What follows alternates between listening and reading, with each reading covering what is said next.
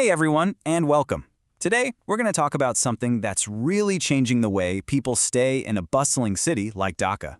We're looking beyond the typical hotel room to explore a way smarter and more comfortable option, whether you're in town for a week, a month, or even longer.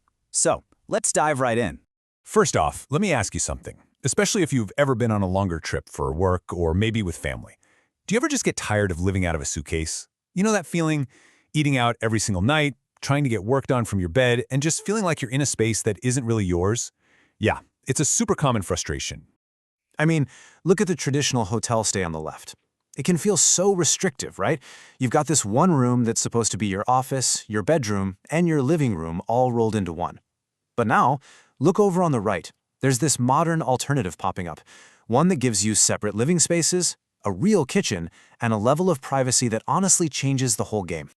So, what do we call this modern alternative? It's a service department. And like it says right here, the key thing to remember is that it's not just a temporary room, it's more like a temporary residence. Okay, so here's the official breakdown.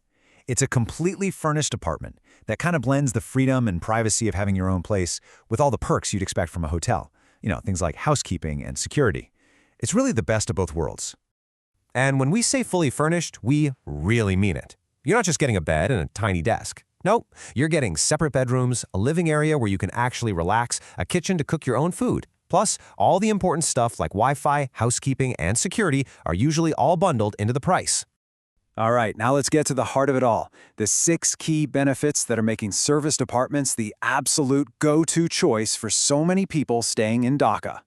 Benefit number 1 is a huge one. It's cost-effective. Let's just think about this for a second. A month in a decent hotel in Dhaka could easily cost you over $3,000, and that's just for the room. Now add in the price of eating out 3 times a day, laundry, all that stuff, your bill could double. No joke. But a serviced apartment for that same month, it could be 25 to 40% cheaper right off the bat. And because you have a kitchen, your food costs just plummet. All of a sudden, that longer stay becomes so much more affordable. The second benefit is all about space and privacy. And this isn't just about not feeling cramped. It's about being able to actually function like a normal person. Having separate areas means you can work without someone tripping over you, you can relax on a sofa that isn't also your bed, and you can have a friend over without them being, right in your bedroom. It lets you keep your routine. Let's move on to benefit number 3, modern amenities. This chart is fascinating because it shows what travelers really care about today. High-speed Wi-Fi at the top? No surprise there. It's a must. But look what's number 2. A fully equipped kitchen. That tells you everything. People want a lifestyle that feels like home, not just a place to clash. Benefit number 4 is just pure, sweet convenience. The whole idea is that you can travel light. Just imagine you're moving for a 3-month project. Instead of stressing about buying furniture or shipping pots and pans, you just show up. Everything's already there, ready for you. The whole process is so much smoother. And number 5, prime locations. This isn't just about being in a fancy neighborhood. It's about being smart. As you can see here, different areas in Dhaka are perfect for different needs. If you're there for business, staying in Gulshan puts you right in the middle of the action. Need to be close to a hospital? Dunmandi is the spot. It's all about being right where you need to be, without the hassle. And that brings us to our 6th and final benefit. And honestly, in today's world, this might just be the most important one of them all. Unmatched flexibility. Now, this flexibility starts with how long you can stay. This chart shows that while most people book for 1 to 4 weeks, these apartments are built for anything. A few days, a few months, you name it. And usually, the longer you stay, the better the deal you get.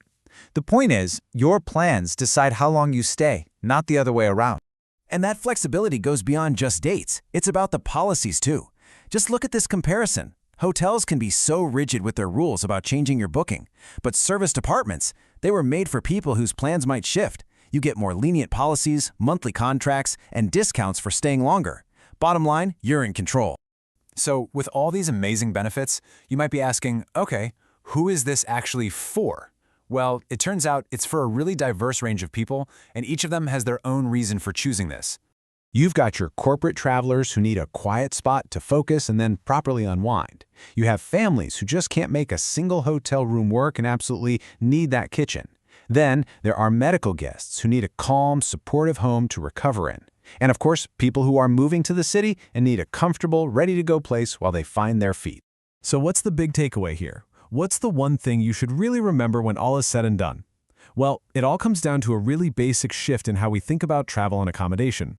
And this quote just says it perfectly. A serviced apartment isn't trying to just give you a roof over your head for a little while. The goal is to give you a space where you can actually live. A place where you can work, cook, relax, and just keep your life going, even when you're away from home. And that kind of leaves us with one final big question to think about. In a world where remote work and global travel are becoming totally normal, things like this are making us rethink old ideas. It makes you ask, what does home even mean anymore? Is it one permanent address, or is it more of a feeling, a sense of comfort and belonging that you can create for yourself anywhere in the world? Thanks so much for watching.